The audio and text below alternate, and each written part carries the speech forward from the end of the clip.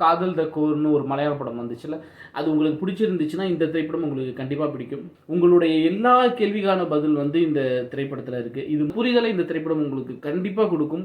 எல்லா பெற்றோர்களும் எல்லா ஆசிரியர்களும் பார்க்க வேண்டிய ஒரு திரைப்படம். வணக்கம், பேரன்புடன் உங்கள் விஜயன். இன்றைக்கி வந்து நம்ம காதல் என்பது பொது உடைமை இந்த திரைப்படத்தோட விமர்சனம் தான் பார்க்க போகிறோம். படத்தோட கதைக்கு ஏற்ற தலைப்புக்கு ஏற்ற ரிலீஸ் டேட்டு வர February 14 வெள்ளிக்கிழமை வேலன்ஸ் டே அன்னைக்கு படம் ரிலீஸ் ஆகுது. படத்தோட கதை என்ன அப்படின்னா, வினீத், ரோஹிணி இவங்க 2 பேருடைய ஒரே செல்ல லிட்டில் பிரின்சஸ் மகள் வந்து லிஜோமல் ஜோஸ், நம்ம ஜெய்பீம் ஹீரோயின். அவங்க அம்மாட்ட ரோஹினிகிட்ட ரொம்ப 2 பேரும் ரொம்ப ஃப்ரெண்ட்ஸாக தான் பழகுறாங்க. அம்மா பொண்ணாக இல்லாமல் ரொம்ப ஃப்ரெண்ட்ஸாக பழகுறாங்க. அவங்கள்ட்ட போய் ஒரு நாள் சொல்கிறாங்க, நான் லவ் பண்ணுறேன் அப்படின்ட்டு. அவங்களும் யாராக இருந்தாலும் எனக்கு ஓகே, நான் எதையுமே பார்க்க மாட்டேன், எந்த பையனாக இருந்தாலும் ஓகே தான், மீட் பண்ணலாம், வர சொல்லு அப்படின்னோடனே, வெளியில் மீட் பண்ணலாமா, இல்லை வீட்டுக்கு லஞ்சுக்கு வர சொல்லு, நான் ஸ்பெஷலாக லஞ்ச் ரெடி பண்ணி வைக்கிறேன் அப்படின்னோடனே லஞ்சுக்கு வர சொல்கிறாங்க. அன்னைக்கு அவங்க அம்மாவுக்கு இன்ட்ரடியூஸ் பண்ணி வைக்கிறாங்க, தான் லவ் பண்ணுறது ஒரு பையன் இல்லை பெண் அப்படின்ட்டு. அங்கேருந்து படம் ஸ்டார்ட் ஆகுது. அதுலேருந்து அதுக்கு அவங்க அதிர்ச்சி ஆகுறாங்க.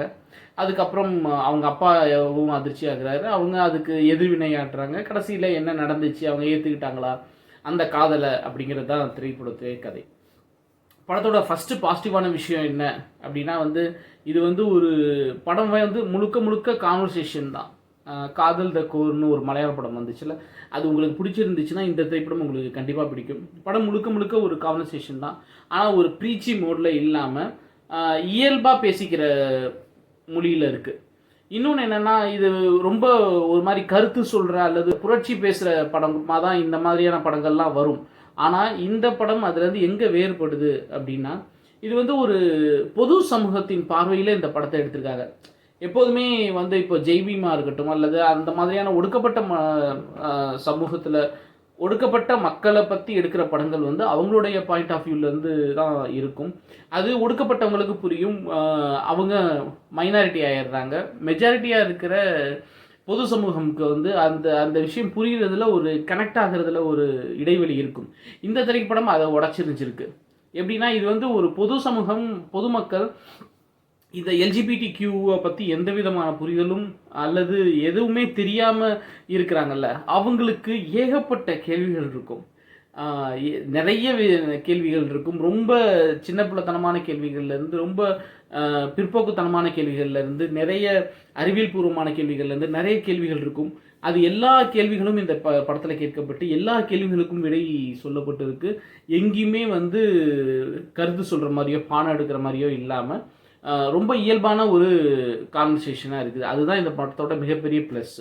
படத்தோட இயக்குனர் ஜெயபிரகாஷ் அவர் ஏற்கனவே லென்ஸ்னு ஒரு படம் எடுத்திருக்காரு. அதுக்கப்புறம் தலைக்கூத்தல்னு சமுத்திரகனி நடிச்சு ஒரு படம் எடுத்திருக்காரு. லென்ஸ் ப்ரைமில் இருக்குது, தலைக்கூத்தல் நெட்ஃப்ளிக்ஸில் இருக்குது. நீங்கள் பார்க்கலன்னா கண்டிப்பாக பார்த்துருங்க. ரெண்டுமே வித்தியாசமான கதைக்களங்கள், வித்தியாசமான மேக்கிங்கில் இருக்கும். அதே மாதிரி இந்த திரைப்படமும் வந்து தமிழுக்கு முழுக்க புதுசு.